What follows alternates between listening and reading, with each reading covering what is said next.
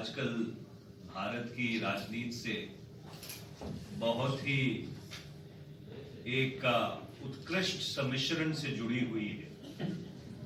तो इसलिए जो पिछले 8 वर्ष में इस देश में हालात बने हैं, मैं उसके ऊपर थोड़ा सा तबसरा करके फिर गुजरात के जो चुनाव हैं उनकी आपसे बात करूंगा और उसके बाद जो भी आपके सवाल होंगे उनका जितना विस्तृत जवाब दे पाऊंगा मैं देने की कोशिश करूंगा। वर्ष 2004 से लेकर 14 के बीच जब इस देश में यूपीए की सरकार थी तो सरकारी आंकड़ों के अनुसार जो बजट के भाषण में वित्त मंत्री निर्मला सीतारमण ने उजागर किए थे,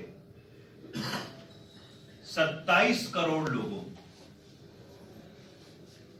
271 मिलियन पीपल 27 करोड़ लोगों को गरीबी रेखा से ऊपर उठाया गया। और वर्ष 2021 में एक अधिकृत रिपोर्ट के अनुसार 23 करोड़ लोग गरीबी रेखा के दोबारा से नीचे चले गए। तो ये पिछले 8 वर्ष की एनडीए भाजपा सरकार की उपलब्धि है कि और उसका जीता जागता उदाहरण जो मोरबी की त्रासदी। मैं ये सोच रहा था कि अगर किसी और प्रदेश में इस तरह की त्रासदी हुई होती, 141 मासूम लोगों की मृत्यु हुई होती, 180 से ज्यादा लोग घायल हुए होते, तो क्या किसी का इस्तीफा ना होता? किसी की जिम्मेदारी तय ना होती? गुजरात का जो उच्च न्यायालय है वो रोज सरकार को फटकार लगा रहा है। उच्चतम न्यायालय ने भी ये कहा कि गुजरात उच्च न्यायालय को इसके ऊपर बहुत पैनी नजर रखने की जरूरत है और उसमें गिरफ्तारियां किन लोगों की हो रही है? कोई टिकट बेचने वाला, कोई नट कसने वाला, उसके जो बड़े आरोपी हैं, जो पूंजीपति हैं, जो धन पशु हैं, जिनकी कंपनियां थी, जिनको कॉन्ट्रैक्ट दिया गया, उनकी गिरफ्तारी क्यों नहीं हो रही? क्योंकि अहंकार सरकार का इतना ज्यादा बढ़ गया है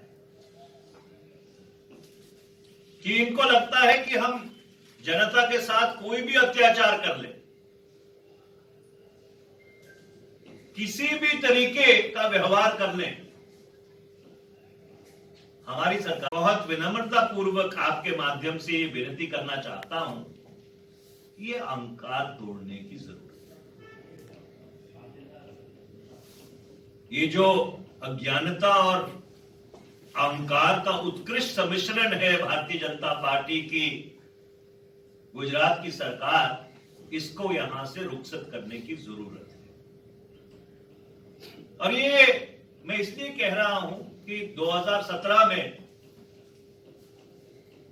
एक बार फिर से भारतीय जनता पार्टी को मौका मिला। 5 साल में 3 मुख्यमंत्री बदले गए। इससे बड़ा प्रमाण क्या हो सकता है किसी सरकार की नाकामयाबी का कि 5 वर्ष में 3 मुख्यमंत्रियों को दरवाजा दिखाने की जरूरत पड़ी। वे चौथे का क्या असर होगा वो तो जनता के हाथ में है।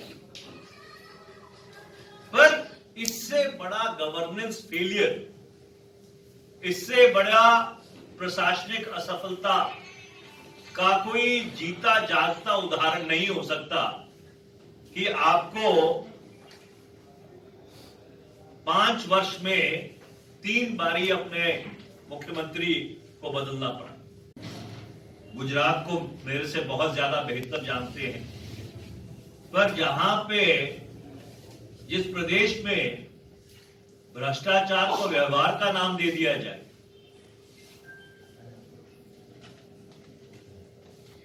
बोला आपने करप्शन को लेजिटिमाइज कर दिया और फिर आप कहते हैं कि ये मॉडल आप पूरे देश के ऊपर लागू करना चाहते हैं। आज आप किसी से बात कर लीजिए, हर व्यवसायी यही कहता है कि व्यवहार के बगैर कोई काम नहीं होता। तो ये जो लेजिटिमाइजेशन हुआ है करप्शन का, कि आपने भ्रष्टाचार के ऊपर अमली जामा पहना दिया, ये बहुत ही एक बहुत ही एक खतरनाक संकेत है लोकतंत्र के।